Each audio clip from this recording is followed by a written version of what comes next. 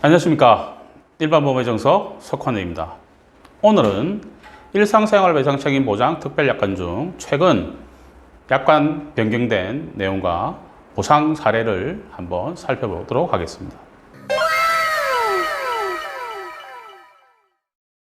주택의 소유, 사용, 관리나 피보험자의 일상생활 중 우연한 사고를 보상을 해주는 부분들이 일상생활 배상 책임입니다. 일배책이라고도 하죠. 이러한 배상 책임 보험은 피보험자를 구분해서 세 가지 정도로 이야기를 할 수가 있습니다. 먼저 자녀 배상 책임 보험입니다. 피보험자인 본인의 자녀가 피보험자가 되죠. 두 번째는 일상생활 배상 책임입니다. 피보험자, 배우자, 만 13세 미만의 자녀, 그리고 가족 일상생활 배상 책임. 범위가 제일 넓죠. 피보험자, 배우자, 자녀, 동거 친족이 피보험자가 됩니다. 세부적인 피보험자 내용은 약관을 참조하시길 바랍니다. 일상배상 책임보험이 약관이 업계 공통적으로 변경이 됐습니다. 2020년 4월 1일부로 변경이 됐죠. 과거에는 살고 있는, 거주하는 내용만 있었는데 변경된 내용은 임대 등을 통해 거주를 허락한 자가 살고 있는 주택 중 보험증권에 기재된 하나의 주택입니다. 여기서 두 채, 세 채의 주택을 소유하고 있는 분들은 임대인 배상 책임보험 특별약관을 꼭 염두에 두시고 가입을 하셔야 됩니다. 주택 변경은 지체 없이 통보를 해라 는 부분들이 이번 항목에 신설되어 있습니다. 3번 항목은 지체 없이 통보를 하지 않아도 보상이 되는 내용을 설명을 하고 있습니다. 거주 및 소유하지 않는 사실이 확인이 됐고 위험이 과거주택보다 현저히 증가하지 않으면 통보를 하지 않아도 보상을 해주겠다는 세 번째 항목이 신설이 되어 있습니다. 다음은 금융분쟁조정위원회 결정 내용입니다. 이 내용은 뭐냐면 손해방지비용 아시죠? 손해방지비용은 2003년 분쟁조정위원회에서 결정한 내용을 쭉 사용을 하고 있다가 2018년, 2019년도에 법원의 중대한 판결이 나옵니다. 손해예방비용이라 해서 대부분의 손해방지비용을 인정을 하지 않았던 내용이죠. 그래서 보험회사와 소비자 간의 분쟁이 일어났습니다.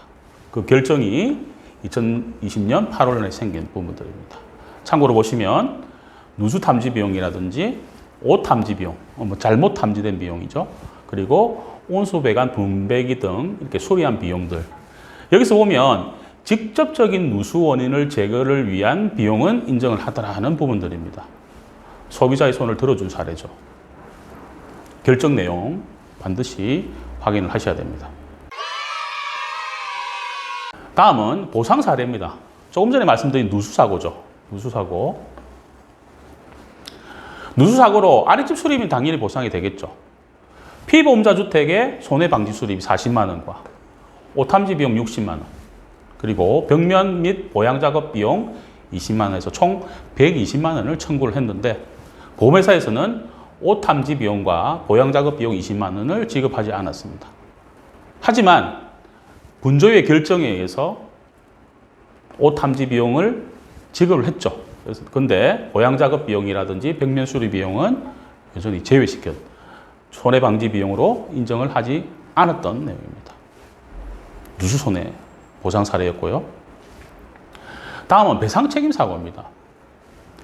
공원을 산책을 하다가 지나가는 사람과 부딪혀서 지나간 타인이 들고 있던 휴대폰이 떨어져서 사고가 났던 부분들입니다. 액정이 파손이 돼가지고 수리비가 30만 원이 나왔죠. 면책금액 20만 원을 공제를 하고 10만 원이 보험금이 지급된 사례입니다. 휴대폰 사고, 이것 말고도 또 다른 내용들이 있습니다. 친구가 새로 산 휴대폰을 사용해 보다가 떨어뜨려서 액정이 파손된 경우는 보상되지 않습니다. 보상하지 않는 손해에 보면 피보험자가 소유, 사용, 관리하고 있는 중에 물건은 보상이 되지 않습니다. 사용하고 있었죠. 보상이 되지 않습니다. 참고로 아시고요. 다음은 자전거 사고입니다. 자전거 많이 타시죠? 사고가 나게 되면 제3자 신체와 접촉이 돼서 상해 사고가 일어날 수가 있습니다. 휘업 손해, 모든 병원비 자동적으로 나가는 부분들이고 효유장애 손해도 나갈 수가 있습니다. 상해 사고에 기준한 법률적 배상 책임 보험은 다 나가는 부분들이죠. 하지만 보상하지 않는 손해에 보면 인력으로 움직이는 자전거 외에 원동기 장치로 움직이는 자전거, 대표적으로 전동휠이라든지 전동 자전거, 전동 킥보드, 이 부분은 보상에서 제외되는 내용들입니다. 보상을 안 해주는 면책사항이죠. 꼭 염두를 하셔야 됩니다. 다음에 많이 사고 나는 부분들이죠. 반려견 사고입니다. 사고는 두 가지 유형이 있죠. 반려견한테 물리거나 또는 달려드는 반려견을 피하다가 넘어져서 다치는 경우. 당연히 상해 사고가 입으면 의료비, 휴장해 보험금, 휴업 손해금, 위자료 보상이 되죠. 하지만 귀엽다고 반려견에 다가가서 발생하는 사고는 피해자 과실이 인정이 되더라. 그래서 피해자 과실을 상계 후 보험금이 지급이 된다는 내용 꼭 확인을 하시고요. 다음은 운동 중 사고입니다. 축구나 농구 많이 하죠. 대부분 판결을 보면 축구나 농구 같은 볼 경합을 하는 스포츠인 경우에는 사회적 상당성을 넘지 않는 행위 내에서 손해배상 책임을 묻지 않겠다라고 판결되어 있는 부분들입니다. 이 판결로 인해서 이후 보험회사는 운동 경기 중 발생한 사고는 거의 면책 처리를 하고 있습니다. 하지만 볼 경합이 아닌 상대의 과실로 발생한 사고라면 손해배상 책임이 있습니다. 때문에 사안별로 심사해서 면부책 여부를 반드시 따져야 되는 내용입니다. 운동 중 사고입니다. 다음은 배상책임보험에서 보험금 분담에 대한 내용입니다. 보험을, 배상책임을 2건, 3건 이렇게 가입한 분이 계시겠죠. 그래서 각각 산출한 보상책임액이 손해액을 초과했을 때 계산하는 방식입니다. 분모에 들어가는 내용들은 각각 계산한 보상책임액의 합계액이 들어갑니다.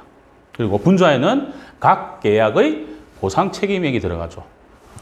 비율이 나오겠죠. 분자, 분모 비율이 나오면 손해액에 곱하게 되면 보험금이 각각 지급이 되는 부분들입니다. 계산 방식을 한번 볼까요? 2번, 3번 약관은 참고로 보시고요. 일상배상책임보험, 가족배상책임보험을 2건 가입하고 있는 내용입니다. 면책금액은 각각 20만 원입니다. 보상한도액은 각각 1억 원입니다. 사고 내용은 13세 미만 자녀가 사고를 일으켜 각각 보험금을 청구할 수 있는 조건으로 만들었습니다. 손해액은 50만 원입니다. 계산 방식을 한번 볼까요? 손해액 50만 원이죠. 일상생활 배상 책임 50만 원 빼기 자기부담금 20만 원, 30만 원이 되죠. 가족배상 30만 원이 됩니다. 그래서 부모는 60만 원이 되죠. 분자는 일배책 30만 원이 되는 거죠. 그럼 비율은 50%로 나옵니다. 50만 원에 50%, 25만 원이 일상배상 책임에서 나가는 보험금이 됩니다. 가족배상금 똑같은 계산 방식이죠. 25만 원 나갑니다. 그래서 50만 원이 2건으로 해서 지급이 됩니다. 전액 다 나갔던 부분들이죠. 참고로 하십시오. 그리고 이런 계산 방식도 있죠. 일상배상책임보험을 과거에 들었던 자기부담금이 2만 원짜리 상품이 있습니다. 계산 방식은 2만 원짜리 50만 원 빼기 2만 원, 48만 원. 가족배상에서 50만 원 빼기 자기부담금 20만 원, 해서 30만 원. 78만 원 되죠. 분모는. 분자는 일배책 48만 원 하면 61.5%. 50만 원을 곱하게 되면 30만 7,500원이 지급이 됩니다. 가족배상은 48만 원에 30만 원이죠.